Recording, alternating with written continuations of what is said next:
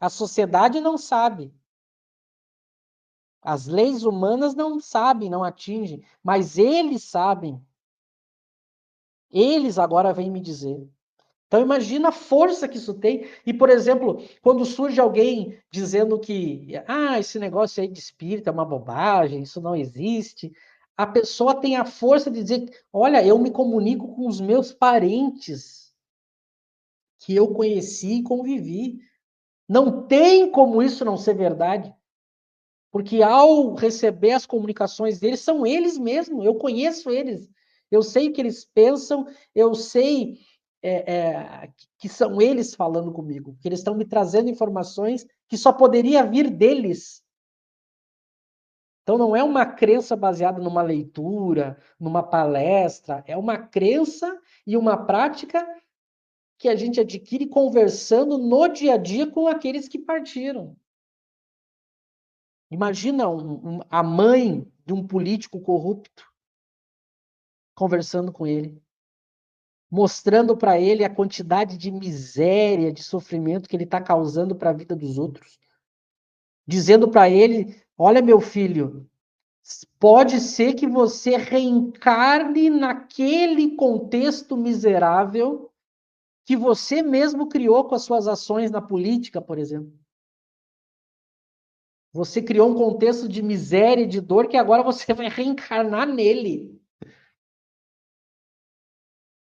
Você vai provar do próprio veneno. A gente está falando no campo da possibilidade, não é que seja sempre assim. A pessoa que toma consciência e resolve mudar, ela não precisa necessariamente passar por aquilo que ela fez o outro passar, mas é uma possibilidade. Então, é uma coisa muito mais prática, próxima de nós, do que simplesmente um texto. Por isso a importância da gente retomar a evocação. Imagina a gente conversar com alguém para saber, fulano, você partiu antes de mim, o que você está achando aí do rumo que eu tomei da minha vida? E ele vem me dizer o que ele está achando. Esse lar de uma família espírita, esse texto, um dos mais importantes que tem na revista espírita, que o Eric citou, tem um momento que o pai que desencarnou, o pai desencarna, né? E ele continua se comunicando com a mãe e os filhos. E tem um momento que o pai chama a atenção dos filhos pelo modo como eles estão tratando a mãe no dia a dia. E o filho ainda diz assim, mas papai, como é que você sabe disso? E ele diz, porque eu sou um espírito, meu filho, eu estou com vocês, mesmo vocês não vendo, eu estou vendo as atitudes de vocês. E o pai, morto através da evocação, chamando a atenção do filho para ele mudar as atitudes. Chamando a atenção. Então é uma coisa muito mais poderosa do que a gente ficar no sermão, do que a gente ficar na palestra espírita, como a gente fez no movimento espírita. A gente abandonou a evocação e ficou com o sermão. O evangelho no lar. Bom, mas eu leio um texto evangélico, é um texto.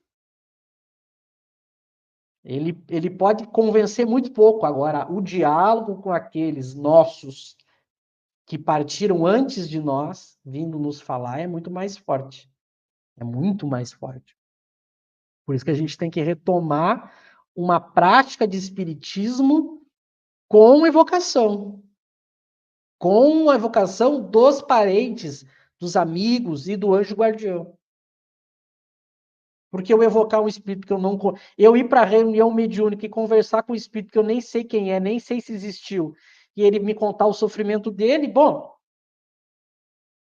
qual é a força a força que isso vai ter de me convencer a mudar as minhas atitudes é bem menor do que eu conversar com um dos meus, né? Aliás, eu já aproveito, vou passar já para vocês, eu já aproveito para dizer para todos que quarta que vem, no mesmo horário do nosso estudo, antes de iniciar a nova obra de Kardec que nós vamos estudar com vocês, a gente vai fazer uma live especial quarta que vem, às 20h30, né, o mesmo horário do nosso estudo aqui, a gente vai fazer uma live especial sobre mediunidade. A gente já fez uma lá no passado, né?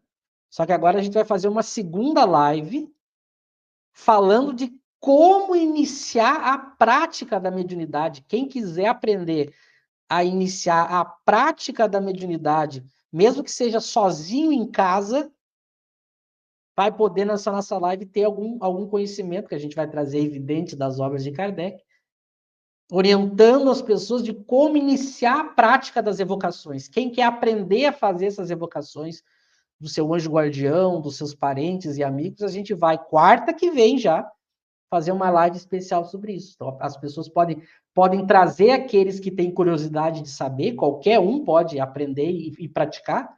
A gente vai tratar disso na quarta que vem.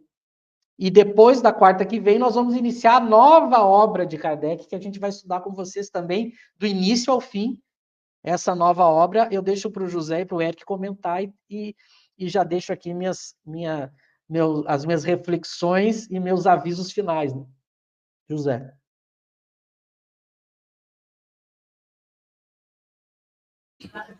Bom, eu também já vou me despedindo aqui, agradecendo a presença de todos os amigos que tiveram com a gente hoje, mandando perguntas, comentários. O Lauro, nosso grande amigo aí, mandou comentários muito bons. E chegamos finalmente ao final do estudo dessa obra, né? Quase um ano estudando o Espiritismo em sua mais simples expressão. Essa obra, como a gente vem falando, é importante porque é um resumo que Kardec faz da doutrina espírita. É uma obra de divulgação, então os espíritas precisam conhecer essa obra. Precisam conhecer pela sua utilidade, precisam conhecer para divulgar para as pessoas. Quando alguém tiver dúvida sobre o Espiritismo e quiser conhecer, a gente indica esta obra e não outras. Não vamos indicar romance, não vamos indicar livro de outros autores, vamos indicar esta obra de Allan Kardec, o Espiritismo em sua mais simples expressão. O que é o Espiritismo, que é outra obra importante de Kardec também, para iniciantes. E a outra obra aí que a gente vai estudar será o nosso próximo estudo, né? Então a gente finaliza hoje o Espiritismo em sua mais simples expressão. Lemos palavra por palavra, frase por frase, item a item, né? Desde o ano passado. Provavelmente é o único estudo no YouTube sobre essa obra, né? Estudo completo. E a gente agradece muito a companhia de todos que fizeram perguntas, comentários ao longo de todo esse tempo, né? A gente conseguiu criar um grupo aí de pessoas que nos acompanham, que sempre enviaram ótimas perguntas e comentários, né? Então a gente agradece muito a todos que participaram e convida a todos a continuar com a gente, né? Que a gente vai continuar os estudos. Então, como o Michel comentou, hoje a gente encerra esta obra, o Espiritismo em sua mais simples expressão. Na próxima semana, antes de entrar de fato na próxima obra, a gente vai fazer um estudo de tema, que é o tema da mediunidade prática. Como entrar em contato com os espíritos, como iniciar a prática do espiritismo ali experimental, né? Sobretudo utilizando o capítulo do desenvolvimento da mediunidade, capítulo 17 de O Livro dos Médiuns. A gente vai estudar esse capítulo, vamos falar bastante sobre ele, porque todos aqueles que desejam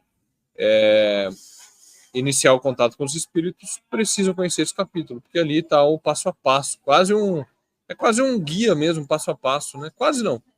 É um guia, porque o nome da obra, O Livro dos Médiuns, é O Livro dos Médiuns, ou o Guia dos Médiuns e dos Evocadores. Né? Então é um guia mesmo, o que fazer. Na internet tem muito disso, né? 8 passos para não sei o que fazer. Então é mais ou menos isso que Kardec vai colocar nesse capítulo que nós vamos estudar na próxima semana. E aí, na outra semana, daqui a 14